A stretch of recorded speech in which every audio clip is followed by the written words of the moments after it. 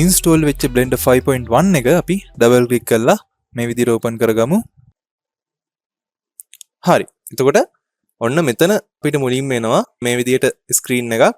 එතකොට මේකේ මෙතන තියෙනවා අපිට Blender කලින් version එකකින් 5.0 version එකකින් අපිට අපේ තිබ්බ preferences අපේ තිබ්බ settings මේකට import කරන්න පුළුවන්. මම ඒක import කරන්නේ නැහැ. මොකද මට ඔයාලත් එක්කම අලුතෙන්ම පාවිච්චි කරන කෙනෙක්ට confuse වෙන්න පුළුවන් සමහර විට ඒකේ settings මේක ඇතුලේ තියෙද්දි. ඒකින්ද මම import නොකර මම මේ විදිහටම settings ටික තියලා මම save new preferences කියලා මේ විදිහට තියෙනවා. එතකොට මෙන්න මේ විදිහට තමයි අපේ Blender software එක අපිට බලා ගන්න පුළුවන් වෙන්නේ.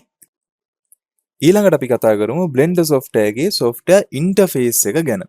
ඉතින් software එක ඕපන් කරපු ගමන් ඔයාලට මෙන්න මේ වගේ ස්ක්‍රීන් එකක් තමයි බලා ගන්න පුළුවන් වෙන්නේ.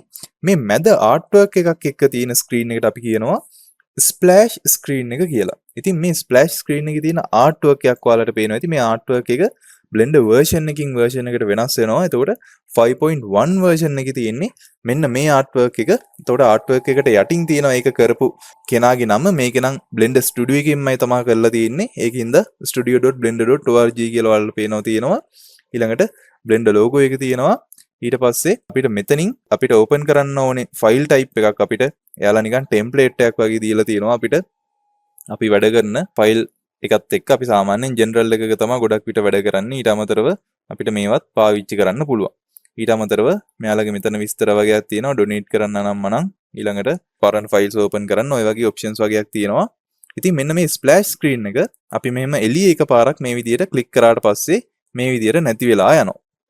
ඊට පස්සේ අපිට ඕනනම් ඒ screen එක ආයි ගන්න පුළුවන්. මෙන්න මෙතනින් මෙතන ඔයාලට පේනවා ඇති උඩම තියෙනවා blend icon එකක්. මේක ඔබලා මෙන්න මේ splash screen එක select කරාට පස්සේ අපිට එයාවයි මේ විදිහට ගන්න පුළුවන්. හරි. ඊළඟට අපි කතා කරමු ඉන්ටර්ෆේස් එකේ තියෙන main regions මොනවද කියලා. එතකොට මේ මැද ලොකුවටම තියෙන region එකට අපි කියනවා 3D viewport එක කියලා. එහෙම නැත්නම් main viewport එක කියලා අපි කියනවා. අපි 3D viewport කියලා කියන්නේ අපි මේ 3D virtual 3D world එකක වැඩ කරන නිසා මේකට 3D viewport එක කියලා අපි කියනවා. ඊළඟට මේ viewport එකට උඩින් තියෙන බායකට අපි කියනවා top bar එක කියලා. top bar එකෙත් ඇත්තටම කෑලි දෙකක් තියෙනවා. ඕනම software එකක ඔය file, edit, ඔය window වගේ ඔය තියෙන set එකට අපි කියනවා menu bar එක කියලා. එතකොට blend එකෙත් මෙන්න මේ කොටසට අපි කියනවා menu bar එක කියලා. එතනින් එහා පැත්තේ මේ තියෙන blend එකටම තියෙන blend එකකින් කරන්න පුළුවන්. අපි කලින් කතා කරා කලින් videos වල blend එකකින් එක එක වැඩ ගොඩක් කරන්න පුළුවන් කියලා. අන්න ඒවටම මෙයාලා මේ හදලා තියෙන එක එක work spaces මේවට කියනවා work spaces කියලා. එතකොට මෙන්න මේ work spaces ටික මෙතනින් ඔයාලට බලා ගන්න පුළුවන්. අපි දැනට ඉන්නේ layout කියන work space එකේ default අපි project එකක් on කරපු ගමන් අපිව තියෙන්නේ layout කියන එකේ.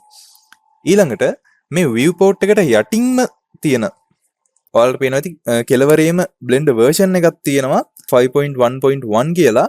අන්නේ යටින්ම තියෙන bar එකට අපි කියනවා status bar එක කියලා. මේ status bar එකේ අපිට shortcuts වගේ දේවල් ඊළඟට අපි save කරාට පස්සේ එන messages මම නිකන් example එකක් පෙන්නන්නම්. මම මෙයාව මෙහෙම move කරාට පස්සේ ඔයාලට පේනවා යටින් shortcut set එකක්ම මේ විදිහට පෙන්නනවා. අන්න ඒ වගේ tips එහෙම පෙන්නන ඒවා error messages අපි save කරාම Blender file එක save වුණාද කියලා අපිට inform කරන්නේ ඔන්න ඔය වගේ messages වගේ දේවල් display වෙන්නේ අන්නේ status bar එකේ. එතකොට ඒක status bar එක. ඊට පස්සේ status bar එකයි 3D viewport එකයි අතර තියෙන bar එකට අපි කියනවා timeline එක කියලා. ඔයාලට පේනවා මෙතනින් මේ නිල් පාට handle එකක් වගේ තියෙනවා. අපිට මෙයාව අල්ලලා එහෙට මෙහෙට කරන්න පුළුවන්. ඊට පස්සේ මෙතන මෙන්න මේ බටන් එක ක්ලික් කරොත් ඔයාලට පේනවා මෙයාව මෙහෙම දිගට යනවා. ඉතින් ඔන්න ඔහම මෙන්න මේ ස්ක්‍රීන් එකට අපි කියනවා timeline එක කියලා. ඊට පස්සේ main region එකට දකුණු පැත්තේ උඩ තියෙන section එකට අපි කියනවා outline එක කියලා. ඔයාලට පේනවා මම මෙතන object select කරද්දී outline එකෙත් objects මේ විදිහට select වෙනවා. එතකොට අපි default project එකක් on කරාම ඔයාලට පේනවා light එකකුයි cube එකකුයි camera එකකුයි මේ විදිහට අපේ scene එකේ මේ විදිහට default add වෙලා එන්නේ. ඉතින් මේකට අපි කියනවා outline එක කියලා. අපේ මේ 3D world එකේ තියෙන ඔක්කොම objects වල නම් ටික එහෙම නැත්නම් object මොනවද තියෙන්නේ කියලා අපිට බලා ගන්න පුළුවන් මේ outline එකෙන් list එකක් විදියට. අපේ 3D world එකේ තියෙන objects වල list එකක් මෙන්න මේ outline කියන section එකේ අපිට බලා ගන්න පුළුවන්. ඊළඟට මේ අවුට්ලයින් එකට යටින් තියෙන පැනල් එකට අපි කියනවා ප්‍රොපර්ටිස් පැනල් එක කියලා. ඉතින් මේ ප්‍රොපර්ටිස් පැනල් එකෙන් තමයි අපි ඔය පැරාමීටර්ස් එහෙම මේ කරන්නේ, නම්බර් සෙට් කරන්නේ, අනම්මනම් කොහොම වෙනස්කම් දේවල් අපි කරන්නේ මෙන්න මේ ප්‍රොපර්ටිස් පැනල් කියන එක්කෙනාගෙන් තමයි. ඉතින් අපි ඒක ගැන ඉස්සරහට කතා කරමු. කොහොම හරි අපි ඩීටේල්ස් අනම්මනම් වෙනස් කරන ටිකට තමයි මේ ප්‍රොපර්ටිස් පැනල් එක තියෙන්නේ. ඉතින් මෙන්න මේක තමයි Blender එකේ ඩිෆෝල්ට් අපිට එන ඉන්ටර්ෆේස් එක. ඉතින් මෙන්න මේ layout කියන workspace එකේ තමයි මේ interface එක තියෙන්නේ. මේ අනික් workspace වලට ඔයාලට ගියාම පේනවා ඇති. දැන් මේකෙදි මේ timeline එක නැති වුණා.